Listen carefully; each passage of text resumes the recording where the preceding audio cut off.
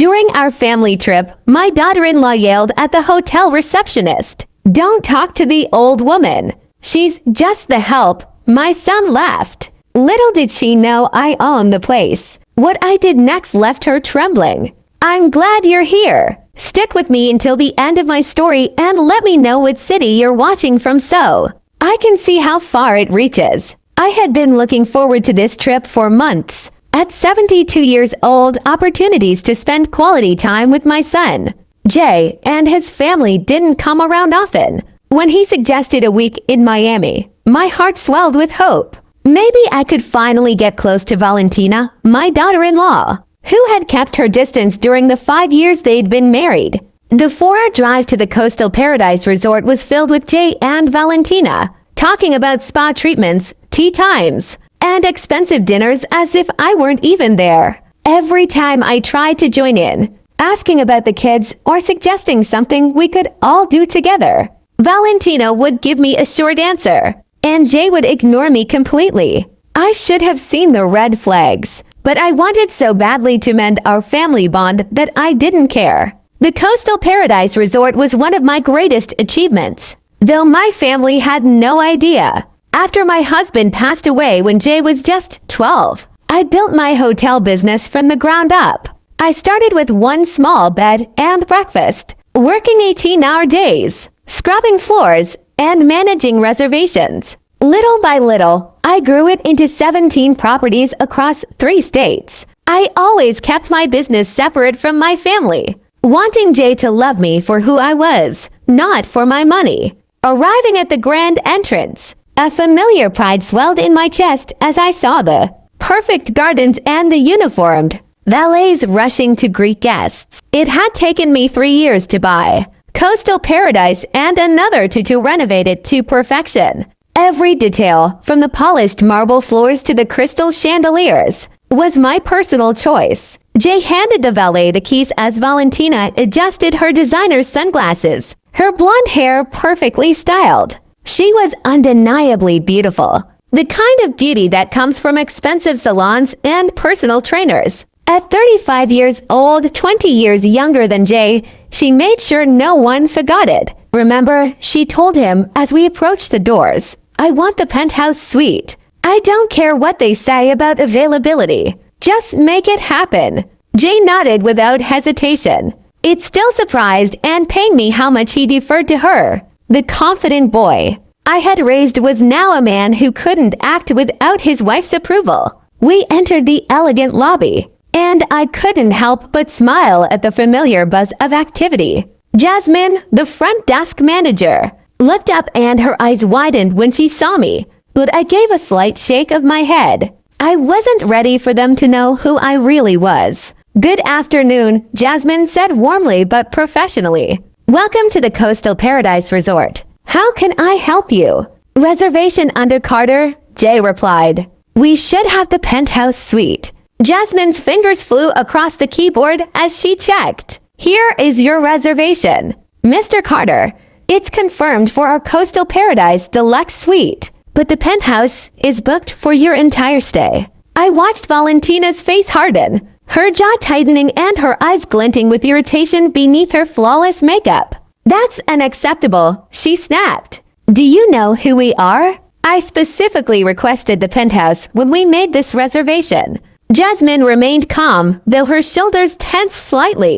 "I apologize for any misunderstanding. Mrs. Carter, the deluxe suite is lovely and it has a private balcony." "I don't want to hear about some second-rate room," Valentina interrupted, raising her voice enough to make other guests turn and stare. "I want the penthouse, and I want it now."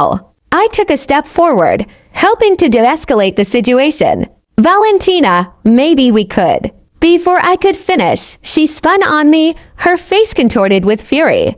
"Don't you dare speak," she shouted, her voice echoing off the marble floors. "Jasmine, or whatever your name is, just ignore whatever this old woman says. She's not important. She's just the help we brought with us." The conversations in the lobby stopped. My cheeks burned as the humiliation washed over me, but she wasn't done.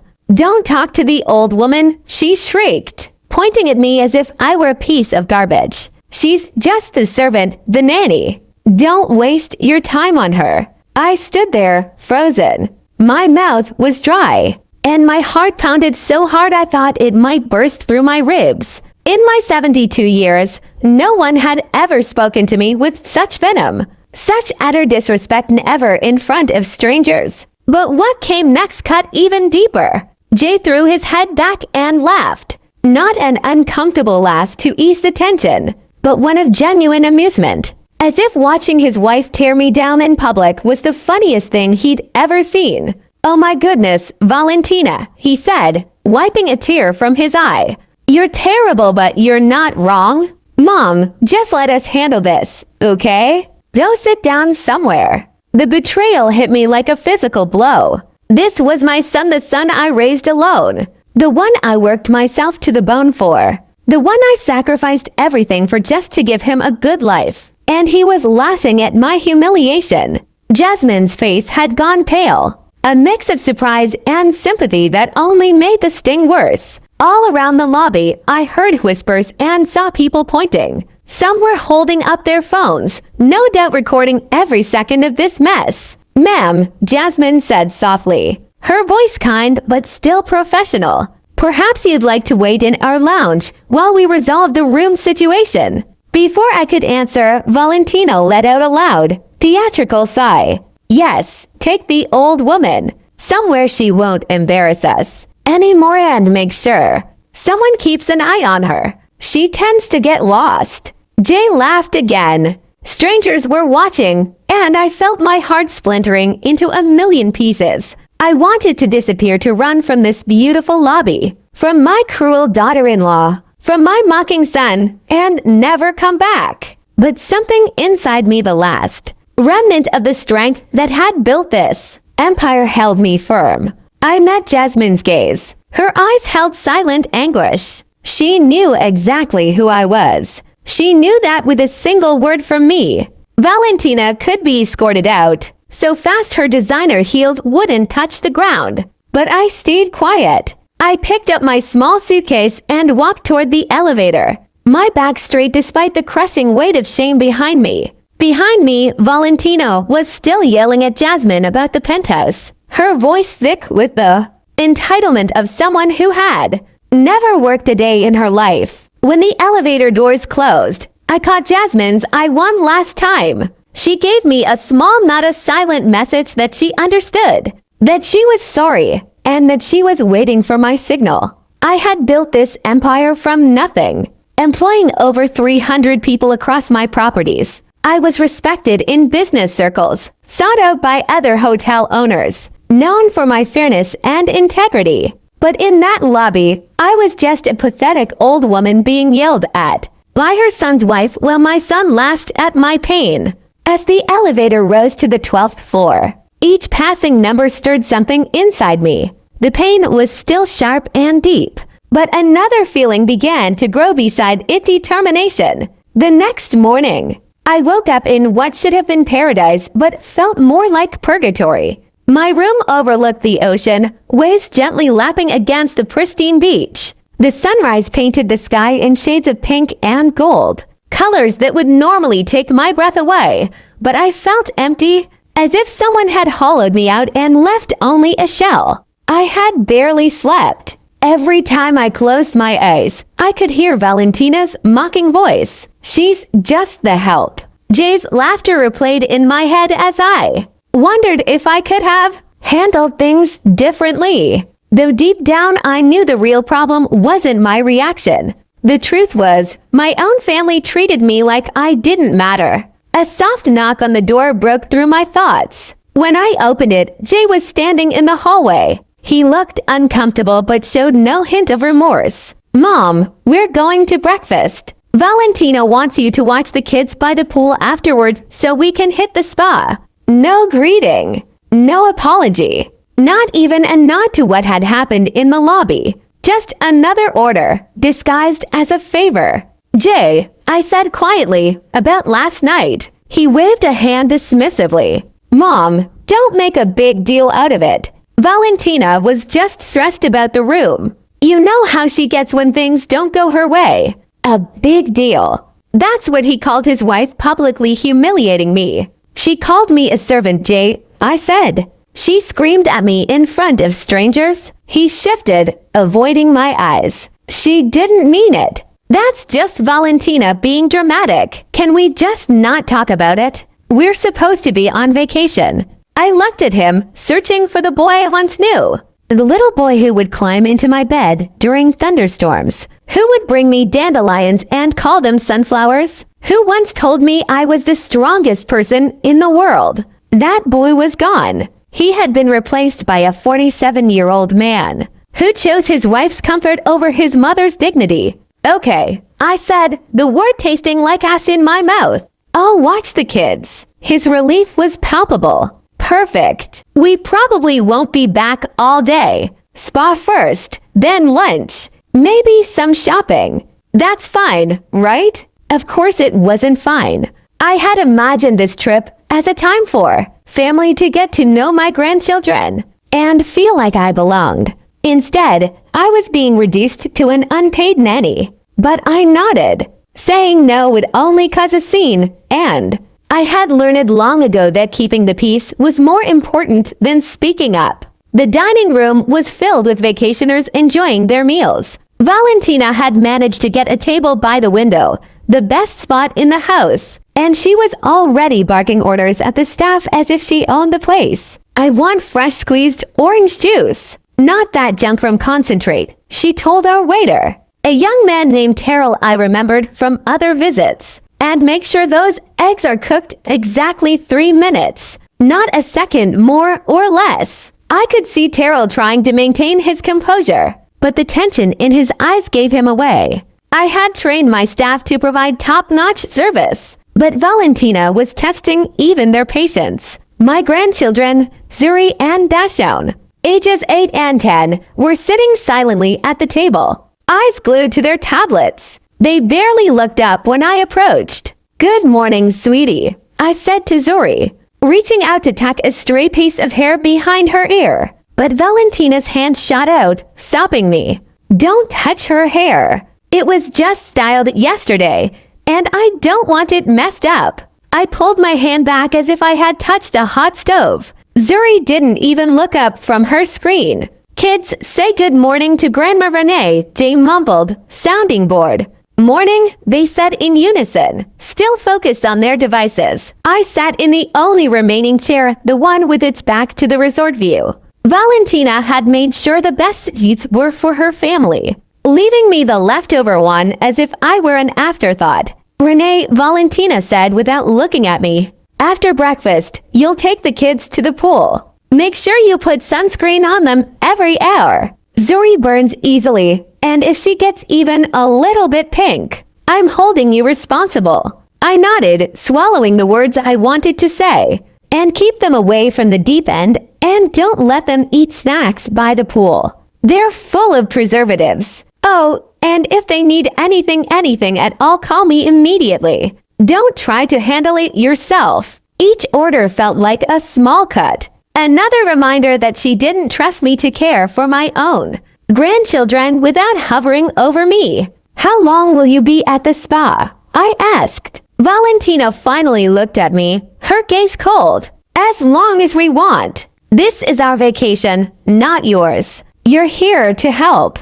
Jay remained silent, staring at his phone, completely checked out. I wondered when he had become the kind of man who would let his wife treat his mother like hired help. After breakfast, I ended up at the pool with Zuri and Dashon, trying to start a conversation while they stayed lost in their screens. Around us, other families laughed, played, and truly enjoyed each other's company. We looked like strangers who just happened to share space. Grandma, Zuri said suddenly, and my heart fluttered with hope. Mom says you used to clean houses for rich people. Is that true? The question felt like a slap. I had worked hard my entire life. I had never cleaned houses for anyone. I had built my own empire from scratch, created jobs for hundreds of people, and earned respect in a male-dominated field. And yet, in Valentina's twisted version of my life, I was nothing more than a servant. No, sweetie, I said softly. I'm a business owner. I build hotels. Dashan looked up from his tablet for the first time all morning. Mom says you make up stories about being important because you're ashamed of being poor. The cruelty of his words stole my breath. Valentina hadn't just humiliated me in public, she had poisoned my grandchildren against me, filling their minds with lies so they would see me as a pathetic, delusional woman. Your grandma isn't poor, I said firmly, and she doesn't make up stories. Zuri shrugged. That's what Mom says. She says you live in a tiny apartment and pretend you're rich to feel better. In reality, I lived in a penthouse, overlooking the Bay One worth, more than most people's entire net worth. But my grandchildren believed I was a pathetic old woman living in squalor and lying about my life. For the next 6 hours, I sat by the pool, watching children who barely looked at me, while their parents enjoyed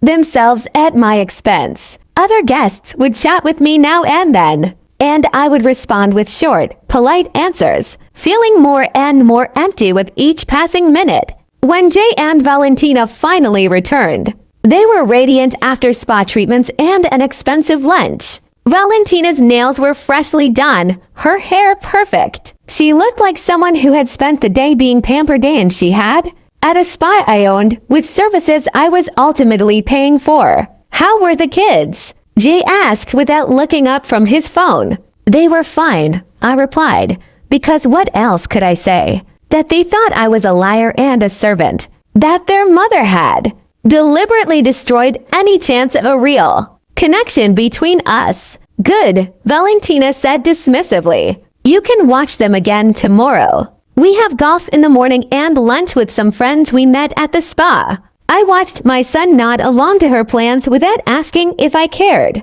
without thinking that maybe I wanted to spend my vacation doing something other than free childcare. That night, sitting alone in my room overlooking the ocean I had worked so hard to make my own, I finally saw the truth. This wasn't a family vacation. It was a business trip where I had been cast in the role of the help, except instead of being paid, I was footing the bill for the privilege of being treated like trash. As I sat in the dark, listening to the waves crash against the shore, something inside me shifted. The pain was still there, deeper than ever, but now it was joined by something else, pure, sharp anger. Anger at being taken for granted, at the lies, at being treated like I was nothing when I had built everything. As of tomorrow, I decided things were going to change. The third day of our vacation started just like the first two, with Valentina dictating my to-do list while Jay sat by,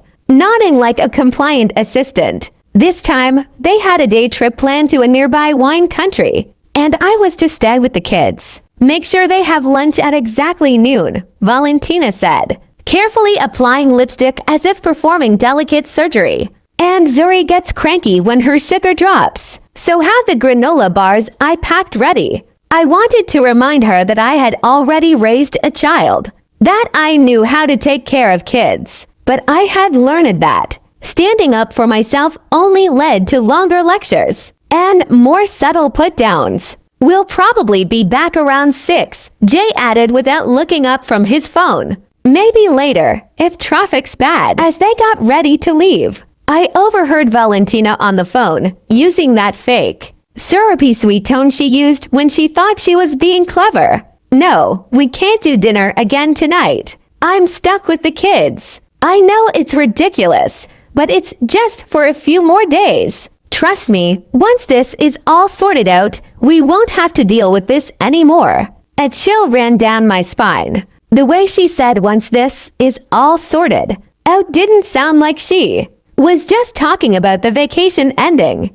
After they left, I took the children to the hotel's kids club, a program I had created myself to give families more flexibility during their stay. The counselors were amazing with Zuri and Deshawn, and for the first time since we'd arrived, I saw them laugh and play with other kids their age. With a few hours to myself, I walked around the property. It had been years since I'd seen my hotel from a guest's perspective instead of an owner's, and I wanted to get a real feel for how things were going. That's when I overheard the conversation that changed everything. Walking past the pool bar, I recognized voices coming from one of the private cabanas. Jay and Valentino were supposed to be at the wineries, but there they were, hidden behind the curtains, talking in hushed tones with another couple I didn't know. The thing is, Valentino was saying, "She's getting old, and old folks don't live forever." If you catch my drift.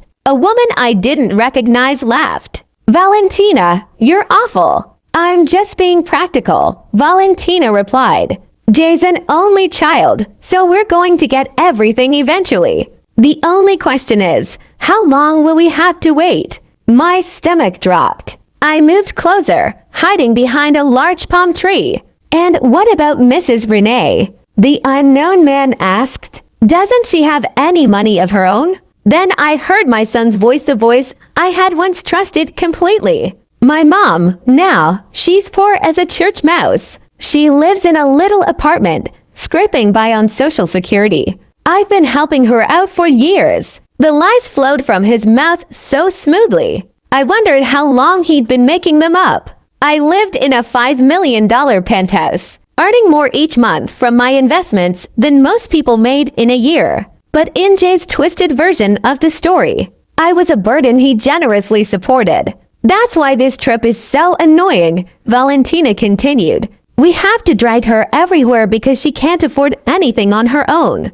It's like having a pathetic pet you can't get rid of." The other woman made a sound of pity. "How awful for you. And I bet she thinks you'll take care of her when she gets really old and sick." "Over my dead body," Valentina said with a malicious laugh. "As soon as she needs any real care, she's going straight into a government-run home. I'm not turning my house into a retirement home for some useless old woman." I leaned against the palm tree to keep my balance. They weren't just talking about letting me die naturally. They were planning to get rid of me the moment I became an inconvenience. But Jay's next words were the ones that shattered me. "The funny thing is," he said, his voice filled with cruel amusement, "she still thinks she's important. She tells these crazy stories about owning businesses and being successful. It's almost sad how delusional she is." "Early onset dementia?" the unknown man asked. "Maybe," Jay said.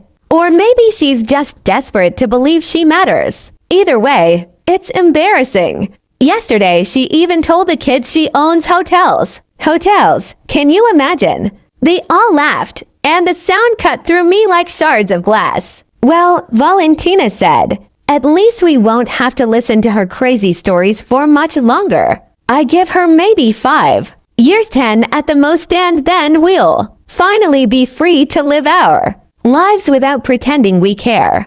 A useless old woman who never did anything with her life. I stood there behind that palm tree, feeling my entire world collapse. This wasn't a casual conversation about an unfortunate relative. It was my own son and his wife discussing my death as if it were a long-awaited vacation. "The best part," Valentina added, "is that she's so grateful for any attention we give her, like this trip. She really thinks we invited her because we wanted her to come. She has no idea we only brought her along so she'd watch the kids. Well, we went to have fun. More laughter. More casual cruelty. Does she even contribute to expenses, Brenda?" the other woman asked. "Are you kidding me?" Valentina scoffed. "She's completely useless when it comes to money. Jay covers everything: her food, her utilities, even this trip. She's nothing but a financial drain on us." Another lie. For years, I had been helping Jay, financially covering part of his mortgage, paying for his kids' private school. I even bankrolled Valentina's shopping sprees. The credit card statements that came to my address were astronomical, yet I paid them without complaint, believing I was supporting my family. "The only good thing about having her around," Jay said, "is that she's a decent nanny. Free childcare, you know? She's so desperate for our approval, she'd do anything we ask. It's kind of funny, actually. It really is," Valentina added, "watching her try so hard to make us like her." bringing the kids expensive gifts. I stumbled back, my hand flying to my mouth to stifle a sob. Lies were one thing, but hearing them turned my life into a pitiful joker. Burden to be discarded was a knife to the heart. This wasn't just about money or respect. It was a complete lack of humanity. They weren't just taking my money. They were taking my dignity and my legacy and turning them into something ugly and worthless. My mind raced back to that first night in the lobby. I had been so filled with shame that I didn't want to expose them. I had tried to protect Jay from the embarrassment of his wife's behavior only to realize he was part of it. He had made me the butt of the joke. He was complicit in my humiliation, and he was okay with it. I had been so proud of my accomplishments, so proud of the life I built for my family. They turned my hard work into a punchline. To them, I was nothing more than an ATM, a free babysitter, a pathetic old woman they couldn't wait to get rid of. A new kind of anger rose inside me, not fleeting rage, but cold and wavering resolve. They thought I was useless. They thought I was a joke. I would show them what this useless old woman could do. I would show them what it meant to disrespect me. I pulled out my phone and dialed Jasmine's number. She answered on the first ring. "Ma'am, I'm so glad you called," she said, her voice filled with relief and concern. "Is everything all right?" "It's fine, Jasmine," I said, my voice steady. "I need you to do something for me." I walked back to the kids' club and collected Zuri and Dashon. They barely looked up from their screens as I took their hands. "Let's go, kids," I said. "We're going on an adventure." They looked up at me with tired eyes. "Mom said we had to stay here," Dashon said. "Your mom is wrong," I replied. "Let's go." I took them to the beach, and for the first time, I put my phone and wallet down. We built sandcastles, ran along the water's edge, and I taught them how to find seashells. We laughed, and I told them stories about when their daddy was a little boy. For a moment, it felt like a real family vacation, but the knowledge of what was coming sat heavy in my stomach. That evening, Jay and Valentina returned, flushed with sun and alcohol. They walked into my room, ready to hand off the kids and go to dinner. But I was standing there, blocking the door. "We're ready to go out," Valentina said, not even looking at me, her eyes on the kids. "You can go to bed." "Oh, I won't be going to bed just yet," I said, my voice as calm as a summer night. She finally looked at me, irritation flashing in her eyes. "What's that supposed to mean?" "It means," I said, "you need to call the front desk and book yourselves a different room for the night. You'll be checking out in the morning." Jay and Valentina stared at me in confusion. "What are you talking about, Mom?" Jay asked. "Don't play dumb," I said. "I overheard your little chat at the cabana.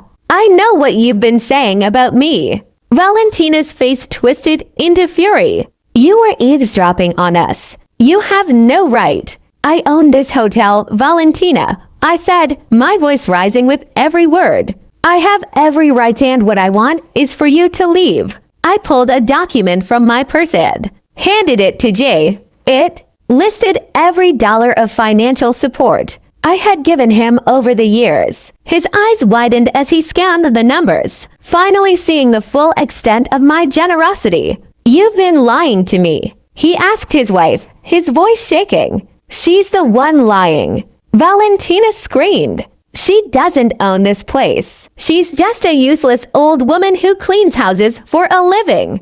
At that moment, Jasmine, the front desk manager, entered the room with security. "I was told there was a disturbance," she said calmly, her eyes meeting mine. "Jasmine, tell her?" Valentina shrieked, pointing at me. "Tell her she doesn't own this place." Jasmine looked at me, and I gave her a small nod. "Mrs. Renee Carter is not only the owner of this hotel," Jasmine said. "She is the sole owner of all 17 coastal paradise properties across the United States. She is our founder, our CEO, and the reason we are all standing here today." Valentina's face went white. She looked from Jasmine to me, her eyes darting with panic. Jay stood frozen, speechless. the document in his hand now a clear testament to the lies he had told. What is the meaning of this? Valentina finally managed to stammer. It means, I said, my voice steady and filled with resolve, that you will be checking out in the morning and you will be paying your own way. Every penny you and your husband have spent on this trip, every spa treatment, every meal, every cocktail, will be billed to your credit card.